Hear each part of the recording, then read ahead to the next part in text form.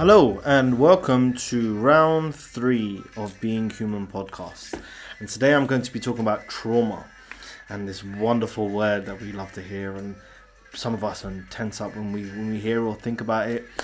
And what I want to do today is really get an understanding of what the traumas are, what we can do with them, and how to move forward. Unfortunately, we're not always in control of the things that happen in our life. Some things happen and they're out of our control. Some things we can control, but not everything.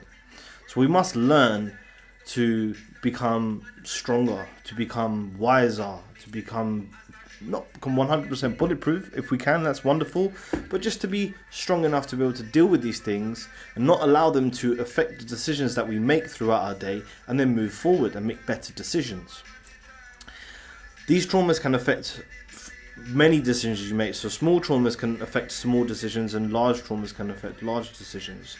So a small trauma being something where you've stubbed your toe on the side of the door, or compared to a larger trauma where you've experienced something a lot more abusive or offensive or tense, something that would have given you high amounts of anxiety and not made you feel very, very good. Now, there are many ways to deal with the trauma. There are therapies that you can use, from EMDR, EFT, havening. You can use meditation. You can learn to become wise or wounded and learn to let things go. So you have many options to heal and grow from these traumas. The easiest one being obviously going to get some therapy and using the EMDR, EFT or havening to let go of these things in the moment. The harder and stronger ones being the meditation, and actually sitting down and doing the groundwork and being able to not allow these things to bother you, and then being able to reflect on why things happen the way they did. Just reflect, not dwell. Because if we dwell, we'll end up being lost in these moments that have already passed. So we want to just do a little bit of reflection after doing a little bit of meditation, or a lot of meditation, however long it takes you, to come to grips with what has actually happened, and to remove these emotions and disconnect yourself. And really be disconnected in the sense of detached from these emotions. Not disconnected mentally, but just detached emotionally, so we can then understand why things happen the way they did, very, very simply. But honestly, if we did dwell too much on it, we'll end up driving ourselves crazy. So it's best to just learn very, very quickly and move forward and let things go.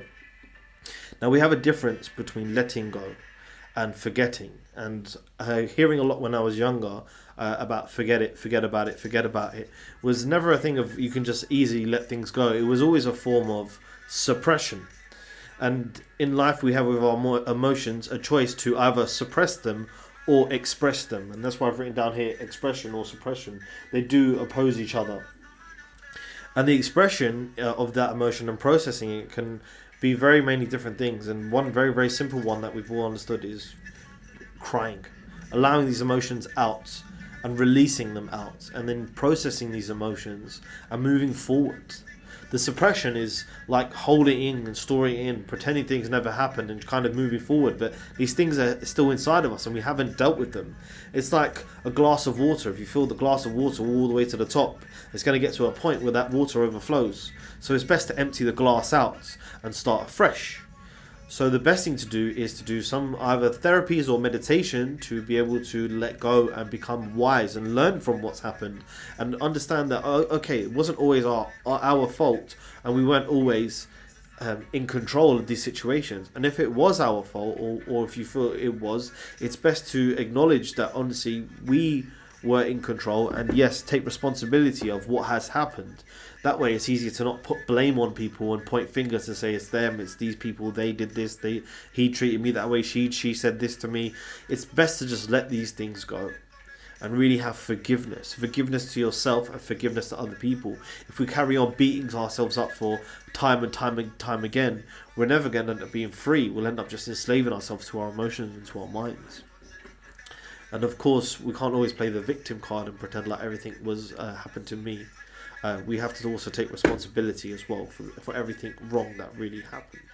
Obviously, not everything was in our control. Some things happened, I would say to us, but a lot of things happen for us. Things happen for us to learn from them, so we can grow from them. So everything is to be seen as a learning curve, because on this planet Earth, Not everyone is going to agree with you. Not everyone is going to agree with me. Not everyone is going to watch this video and agree with everything that I'm saying.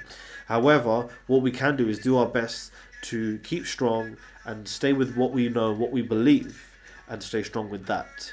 Not be stubborn with it. Be open to other people's opinions and understandings, and take them on board in the sense of, question their beliefs and their understandings. Not 100% disagree, but have some questioning to it. And if you do truly agree with it, and there might be a time where you agree with that, and then a certain time passes and you don't agree with that anymore. So your feelings and your thoughts and ideas may change. But again, it's better to just let things go.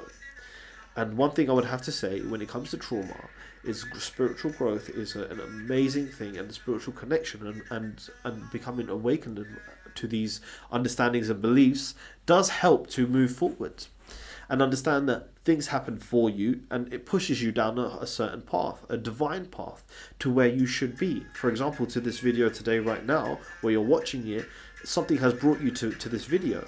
Whether you were sent the video or you found it yourself, something has brought you to this video. So there is divine purpose in everything. There's divine growth in everything. And we can learn to take these things on board and learn to let go of anything that really doesn't matter. The thoughts that come into our head, we must learn to clear them.